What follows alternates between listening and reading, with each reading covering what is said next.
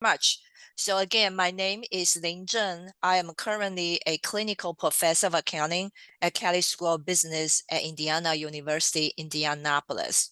So the topic for my session here is bring virtual global learning into everyday classroom.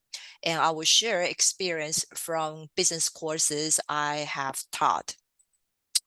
I hope that after today's session, you will be able to describe basic concepts as they relate to virtual global learning.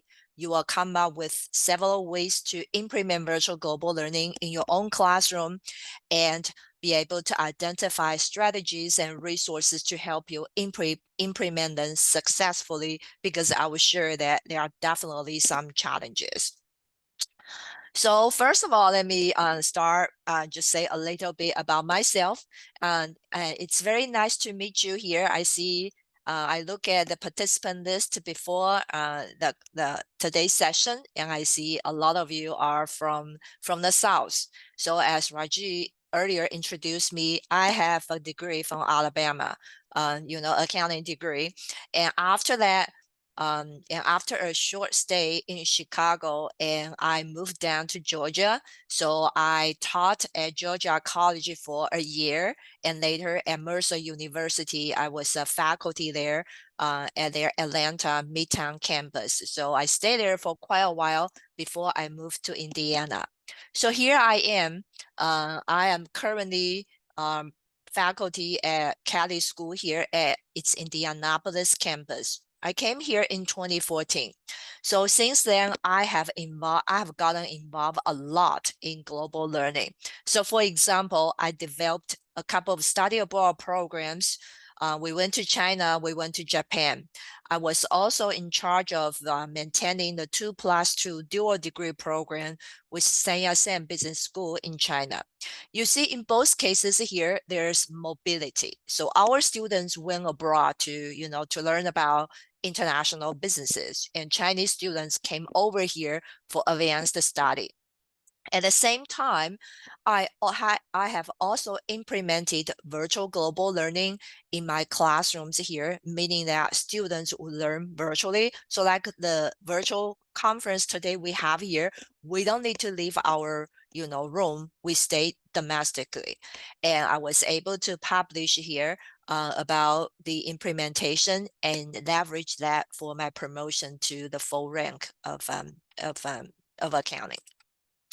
So I want to start by explaining what I mean by virtual global learning. So you got an idea about virtual, right? We are not actually, doing this session here in the room all together, face to face. We are just meeting online. So it's enabled by technology, and technology enables people here from different geographical areas. It's global learning. So the topic here is beyond your border, and you may be interacting with people with different cultural background. And in my virtual global learning, the focus here is peer-to-peer interaction and learning. That means that my students will communicate with peers in foreign countries that interact a lot. And in my cases here for virtual global learning, they eventually were collaborating on group projects. So in short, the virtual global learning in my course here is just group project here that's being done by teams, including both American students and foreign students. You probably are aware of benefits for global learning. But when we talk about global learning, a lot of times we associate it with study abroad or say education abroad. So for example, I have that study abroad to China, to Japan, and I can definitely say that is life transforming event for them. And I literally see them grow in front of me during the trip, and they can bring a lot of new perspective back to home and then share with their peers here in their classroom. But at the same time, many other students on my campus were not able to experience the education abroad because they don't have, sufficient financial resources. Their work schedule here does not allow them here to travel abroad. So I have thought a lot about how I can incorporate global learning without leaving our campus. And this is what I see as the biggest benefit of virtual global learning. That's what I call global learning at home.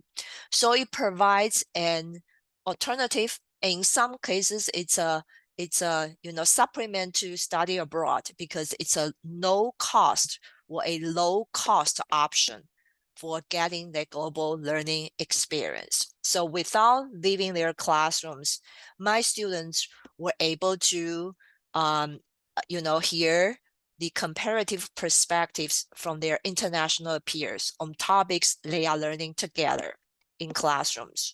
And in my courses here, my students were able to have the experience working in international teams, which very likely they will experience later in their career. So I consider this a high impact practice. So let me show you a few ways here to include virtual global learning after you know what it means. So people here, without leaving their classrooms here, are learning something about, global, about accounting, about business, about global economy. Now you can do this just by posting one single discussion question, asking both your students and foreign students. So this is what one of my colleagues has done in her nutrition course. She's teaching nutrition. So she posted a question on the discussion board, to her students and foreign students that she partnered with. So the question is simply like, what's your national dish? And can you describe its nutritional facts? Everybody likes food. So it's very easy that people chime in and talk about their favorite food and also share what they think it's nutritious, or not. So it's just one off. It could be just one off here, but people got excited because they got to hear different perspectives here on the same topic. Or you can build it into a sequence of ongoing interactions. So instead of doing it just once here, you will have a few assignments here along the way that people will need to finish. They can do it either just individually, or you can put them into groups here to finish them together. So that's ongoing interactions over time. It's not just one off. So if your schedule allows, and you can do, one off, or you can do ongoing interactions. Now, if your schedule allows your class to meet with the course, with students in the foreign course here, you can just set up a Zoom room for them actually to meet to see each other here online. So that becomes synchronous. You can do introductions, you can do icebreakers, you can bring the discussions here by using Zoom breakout rooms. And if your schedules do not work for any of you, you can just do it asynchronous. So for example, the earlier discussion question on nutrition, and you can put it just on the discussion board. So anybody can just go post there and reply to each other at a time that works for them. Or in my cases where I will share later, I have a combination of asynchronous interactions and synchronous meetings. So there are a lot of ways here you can include virtual global learning. It's very flexible, depends on how it will work out for your schedule and for foreign students. Um, and so I'll go into experiences here and to tell you how I have implemented the virtual global learning in my courses. I have done virtual global learning in study abroad programs. So that's got a blended mobility because they got to interact with foreign students before they travel. And then they will present the project together when we were there in China or in Japan. I have also done virtual global learning in my regular courses, I mean non-study abroad courses. So I primarily teach cost accounting, which is an intermediate level accounting course in a business school. So I've done virtual global learning in cost accounting. I also teach intro to managerial accounting. That's usually the second accounting principle course, and that's required for all business students. So I've done both here. They are not study abroad, just regular, everyday courses here. So after I found a partner in a foreign institute that I like to work with, okay, we will meet a semester ahead. It does take time to prepare that. So we will meet a semester ahead here and look at our courses. We will identify overlap between maybe the format, maybe the learning goals, maybe the material, and something else or topic. We will co-develop the learning goals for the project we like our students to work on. So note here, we are not pairing our courses from day one to the last day of the semester. We simply crop out a section of the semester, say 4 weeks, say 3 weeks here, that our students work together. So it's not the entire semester, it's just a section of the semester. So we will design a course material, and in my examples, they will be group projects here. So we first identify the learning goals for the virtual global learning, then we will set up the material, okay, set up the project to meet those learning goals. So it's more like the backward design. Then after we finalize projects, have everything done here, and we will pair my students with her students. So now we have international student groups, okay? Each team has both US students and the foreign students.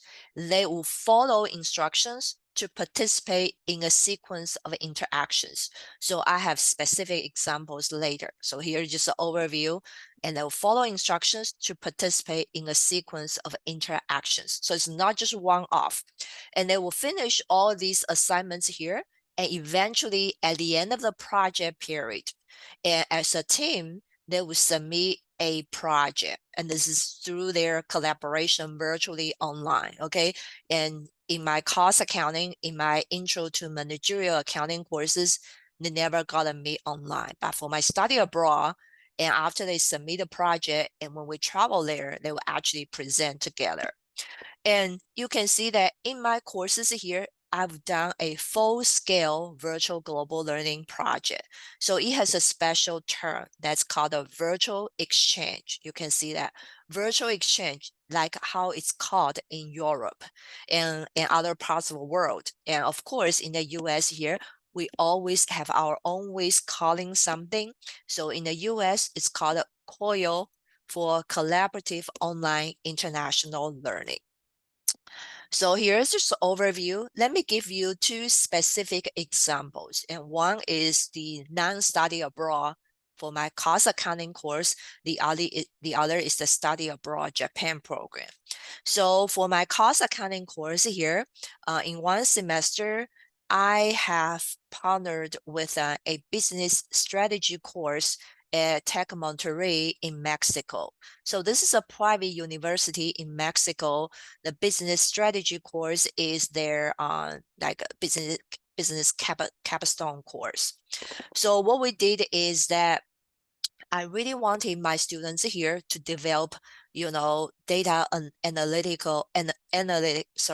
analytics skills and data visualization skills. I have a big data set, and for the professor in Monterrey, she wanted her students, the final project, a strategic plan to include real data analysis. So it's not just talking using words, they can actually using the data here as a backup to support their opinion. So that's the main idea.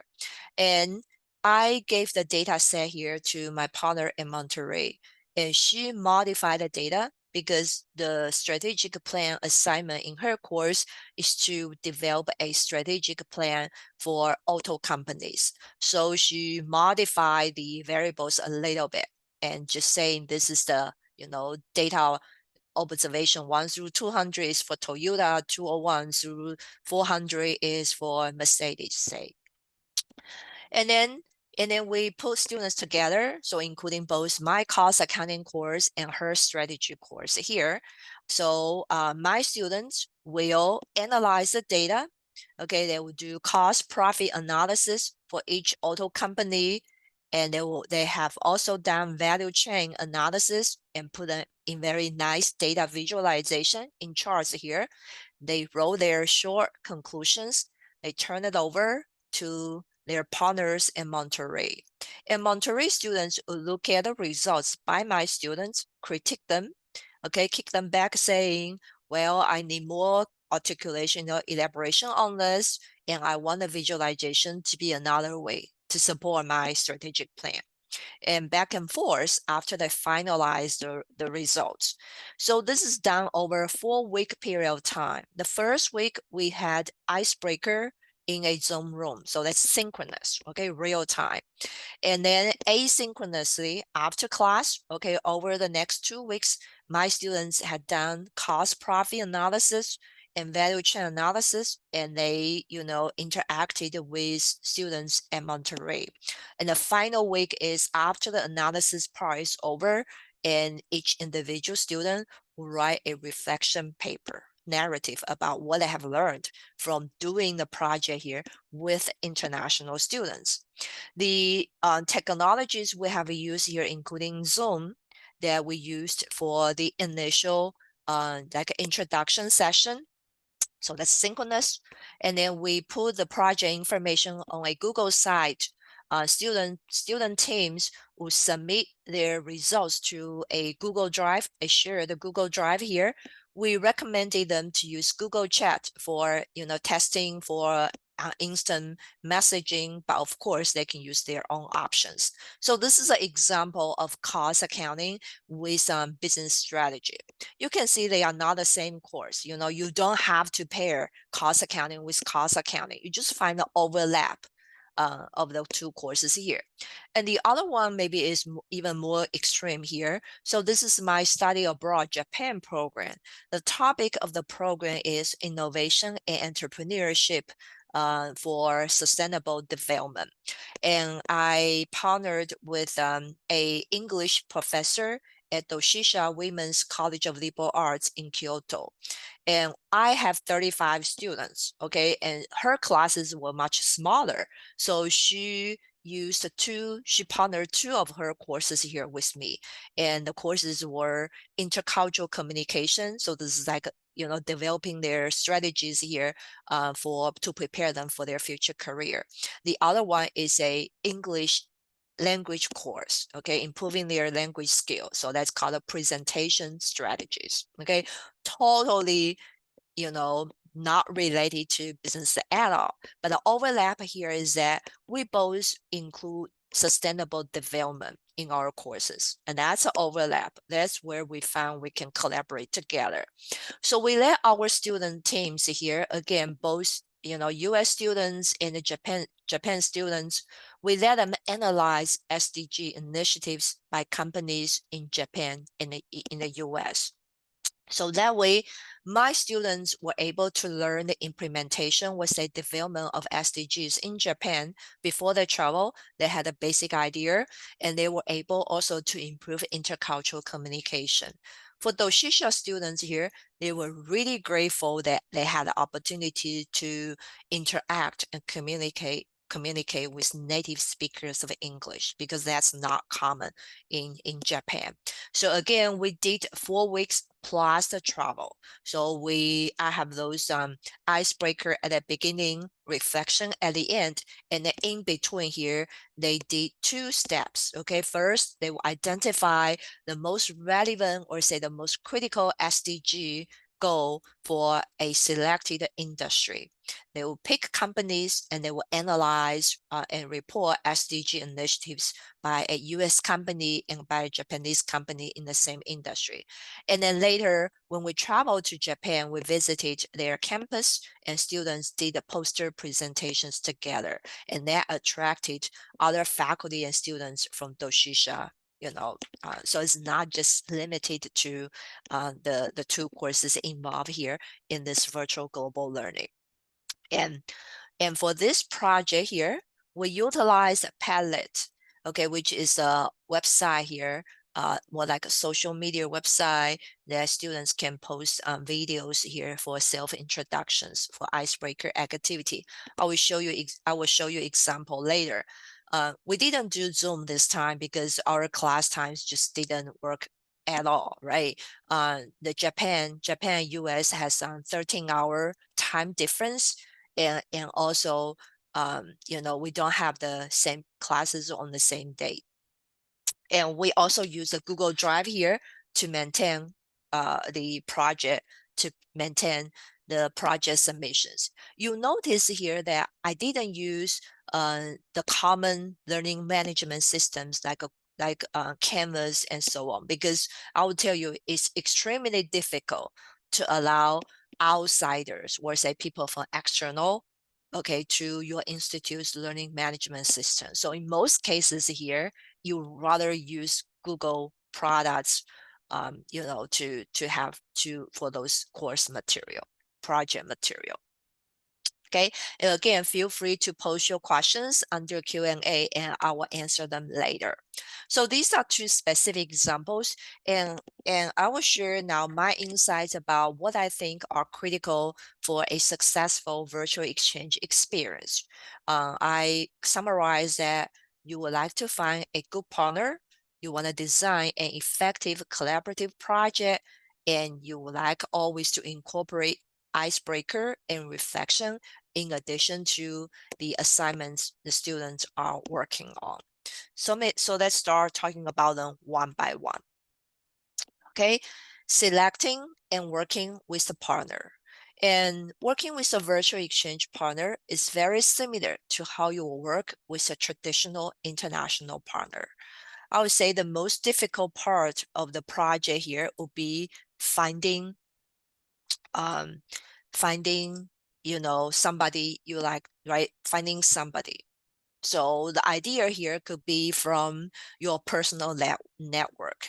If you originally come from a foreign country like me, I originally came from China, so I know friends and I know people here in China. I can start searching for somebody there that who would like to collaborate with a US university.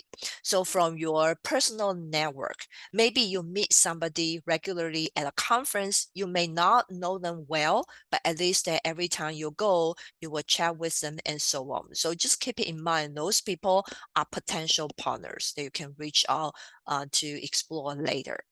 You may find a partner through campus. So most campuses here, I guess you have institutional partnerships in foreign countries. So for example, at IU Indy here, we have a partner in UK with University of Newcastle. So one of the colleagues here at IU Indy, and she paired her anthropology course with a faculty at Newcastle. So for me personally, the two examples I shared with you earlier for these two courses, I found my partners through professional organizations for virtual exchange, or say for COIL, right? So this is a new area, virtual exchange and COIL, and we do have professional organizations. In the US, the biggest professional organization for COIL is SUNY COIL. From the State University of New York. So they have been going around for 20 years. It's not just US institutions in their network, they attract a lot of international institutions as well. And they host a regular partnering fairs. So it's like a group matchmaking. They have those Zoom meetings that you will be thrown into Zoom breakout rooms here to meet and share with people. And this is where I found my partner. Okay. The Tech Monterey is a partner with Sunil Coil. So I sent out my information in the partnering bulletin, and then be able to pair with the faculty at Tech Monterey. And at one of the partnering fairs hosted by SUNY Coil, so I met my partner at Doshisha. It was quite early, so my Japan program was this May, and I met her in September. So I reached out to her saying, I have a Japan program here, and I would like to do a virtual exchange, but I'm not sure that will work out for you. So we just keep in touch, and then we finalize it here. We started working in December, right? Just let you know. So this is the first step. You're going to select and then start working with a partner. Now, after that, then you should plan to meet together online regularly to design what interactions or what assignments you will expect from students. And like what I shared earlier, you will start by looking for existing overlap in both courses here. It could be the same learning goals. So both me and Doshisha faculty, we like to do sustainability development, okay, SDG goals by UN. For the business strategy course at Monterey and my cost accounting. Okay, and I want my students be able to, experience the international team working experience, and then think about how their analysis here, their results, okay, will be included for business strategy development. So you start looking for existing overlap. Okay, what days here that both courses have the overlapping learning goals, overlapping learning materials, and so on. You will start online meeting regularly between faculty to start designing the interactions and assignments. So typically you will do this at least one semester ahead, okay? And in my cases here, I met regularly, every week, every Tuesday here until the start of the course. So to design the interactions here, you have to think about the format, okay? How you want, what specific topics you want student teams to work, how they're gonna turn in the assignments, how long you want them to work on, and how long you want them to work on, and so on. And finally, don't forget about grading and rubric, okay? You both have to agree on it, and you may assign different grades, okay, percentage of grades here to projects, but you will want to communicate that clearly to students. So let me give you an example. It's a lot of tests here. I'm sure this slide deck will be shared with you later, so I just include it over here. And this is the one of the assignments for the cost accounting collaboration I shared with you earlier. And this is a second assignment called the value chain analysis. So you can see this is a file I gave to my students and also to Tech Monterey students. They have the same set of instructions, and it's 35% for this grade, okay, for this project, for this international collaboration project. We put the deadlines here. You can see on the top, something due by this day, something else, and the final deliverables here due by, so this is for my students. So they submit to the Google Drive. They also submit to my Canvas course. So everything finally, the finalized everything will be due by Sunday, April 23rd. So one thing that we didn't consider at that time is there's a 1 hour difference, okay, between Indy and campus, the local time in Mexico. So, but later we fixed that. Okay, we let it be very clear if the Thursday, midnight is US midnight time or Mexico night time. So just want you to know, it's very tricky. So you can see we include the goal of this assignment and then detail the instructions. They're gonna watch a recorded video to learn a little bit about value chain analysis, and they will do step 1, step 2, step 3. They're gonna create something. They will send it over to tech, and these are the requirements they need to include in their dashboard and report. And tech students, that's what they need to do further. And then finally, the section is called deliverables. We want to see a report, okay, including the following components. On the right side, this is a table for rubric.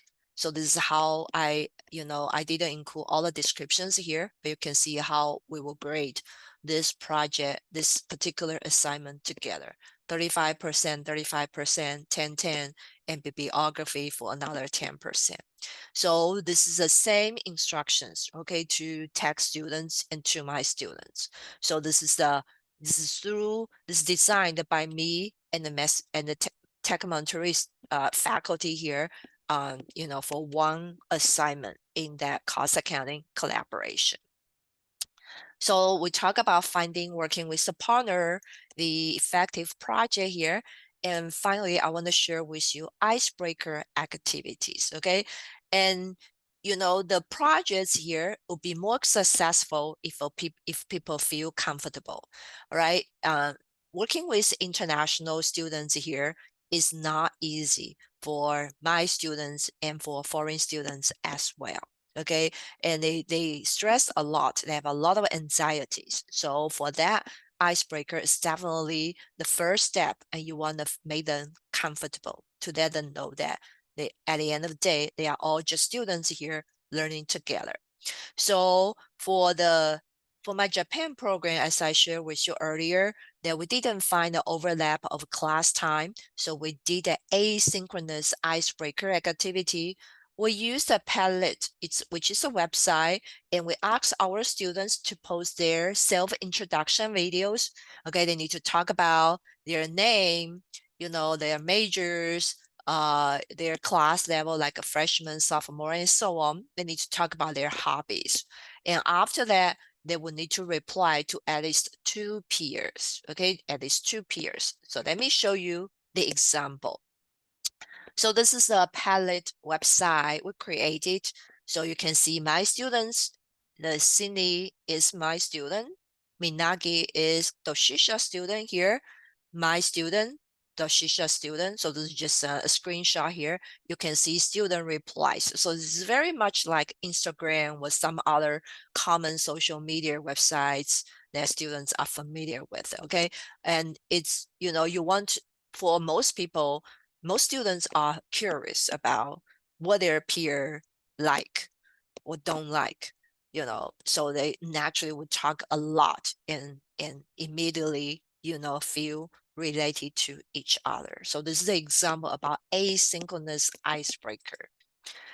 For the cost accounting course here, so we were able to find a 1 hour overlap between my cost accounting course and the business strategy course. So we did we did a synchronous Zoom session, all right, for students to meet online before they start the project. So we had a Zoom meeting, okay, 1 hour in our class time. We had a Zoom meeting. We created breakout rooms here and then put teams into it. So each breakout room, say breakout room 1 is team 1, room 2 is for team 2. Each team had, right, my students and Monterey students. We gave them a bingo worksheet in Excel and with questions like, I have one sibling, I was born in a foreign country. I speak 3 languages and so on, and let them fill out the names here. And then after a while, we led them back to the main room and tell us about what they have found about their teammates here. So it's very fun, and students really like that. And you can see that is synchronous, okay? They actually got to meet online instead of in the Japan program example. They just got to watch videos, posted. But here they actually see person here in real time. So that just helps them, makes them feel better when they start projects. And no matter what, I know there's a lot to talk about. I'm very proud of how I have achieved here in implementing them. But along the way, I recognize there are a lot of challenges here when designing and implementing virtual global learning, even just for a one-off discussion topics. So first of all, you learn a little bit about the time zone challenges, okay? For my Japan program, and also for my China program, when we work together, it's 12-hour, 13-hour difference, and you really have to keep that in mind, just for your instructor or regular meetings, okay? They're late night and my early morning and things like that. Language proficiency here. So in my cases here, all the projects were done in English, okay? And but sometimes language is not an issue. So for example, you may be doing a Spanish course here. You want your students to practice Spanish, then you pair with a course here, in Mexico. But in most cases, I would say the virtual exchange or virtual global learning will be conducted in English, and therefore that definitely is challenging, more challenging for international students. And in my cases, the solution here is that my virtual exchange partners, so when we put students in teams, okay, we set up teams here, so they are very conscious of pairing, including students with better language English skills with those they are weaker, right? So have a combination here, so no one person is feeling intimidated because of their weaker language skills. So you do need to consider language proficiency. And another challenge again, usually you are not allowed or extremely difficult to bring people into the canvas and so on. And so you have to find a common communication platform. Usually Google works, right? And other things here, like a couple of tools I showed you earlier. Sometimes it's just you have to work a little bit harder to find a platform. So for example, just right before the pandemic started in March 2020, I was collaborating with a university in China. And Google, you know, YouTube or whatever, those common collaboration or social media uh, platforms here in Western, they are totally banned in China. But fortunately, my Chinese partner was able to find something that works in China, so we use that platform. Unfortunately, we had to give up after the pandemic started. And you also want to check with your institutional policies here. So in my case, that our campus or our university requires us first to have a check on partners before we proceed with the project. So I have to email our OIA and saying, I'm planning to partner with this faculty at this institute. Is that allowed? You do need to check your institutional policies, because even it's not going abroad, but it still involves those international collaboration, especially in today's environment. It's very sensitive, and you want to check that out and before you start. And then another one is calendar conflicts. Okay, and in some countries, I mean, it's easier to find partners in some countries because you have the parallel semester or quarter calendars. So, but sometimes they don't work at all. So, for example, in Japan, their spring semester starts in March. Okay, March through July or March through June, but our semester is January to May. Okay, literally just end of April. So it's very short period of time that you can work together. So you do need to know the calendar conflicts. And I believe on SUNY Koyo's website, and they have a post about the common, school calendars in other countries. Another example here about calendar conflicts is in Monterey. They have shorter semester with shorter sessions. One of them is in the summer, so they really wanted someone to work with them over the summer. But for my summer courses, right, our summer semesters are very intensive, right? Just 6 weeks something, and there's no way for me to include a virtual exchange over there. So just want you to aware there are a lot of challenges, especially about those logistic issues, right? But anyway, you see, I've done a lot here, not just for my study abroad, but also for my, regular business courses here.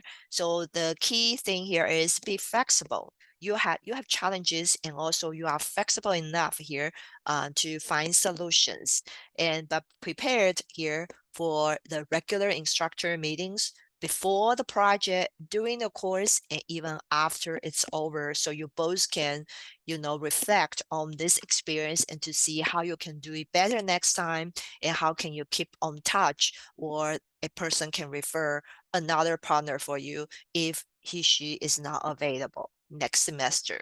You want to have backup plans here, right? In case you are sick, or there's a change in, on the other side, and you want to find out if this communication platform doesn't work, okay? Say if Google doesn't work, and what can you work with, right? If this Google site, because if you set up your Google Drive here using my IU account, okay, and I may not be able to have outside people to have access to that. So you want to create the Google Drive here, Google folder here under your personal Google Drive, Google account, and so on. You want to motivate your students, and you can use icebreaker. You may make it graded or ungraded here, right? So make them feel more motivated to start interacting. Some students are intimidated, some are not interested at all. So but you want them, that provide tremendous benefits for them. So you want to motivate them, to participate actively. Another thing that I haven't shared earlier is about group sizes and composition. So we talk about composition a little bit regarding the language skills. The class size, the group size is maybe challenging. So, so for the cost accounting and business strategy, I have more students than her. So, so each group here have more US students than Mexico students. Unfortunately, that's how it worked out, but it's not, very, it's not like my students dominate. It just, my students maybe just one more US students than, Mexican students. For the Japan program, I had 35. So she had to combine her two courses and about 30. So the groups here, the number of students each team is about even, but the issue here is that consider, right, we don't want to have too many groups. So therefore, each group tend to be pretty big, okay? And when you have that becomes an issue of, some people just piggyback on others' contributions and so on. But those things here, you have to consider. Unfortunately, you may not be able to solve them.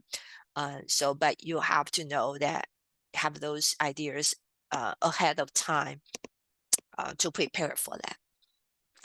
All right. So I hope that today's sessions here will give you, get you excited about, potentially starting virtual global learning in your own courses, and you'll come up with some resources here for you. So this final slide has my contact information, my IU email address, and I work for Kelley School of Business in Indianapolis. The QR code here is my profile on LinkedIn, and feel free to connect with me on LinkedIn. So thank you very much, and I will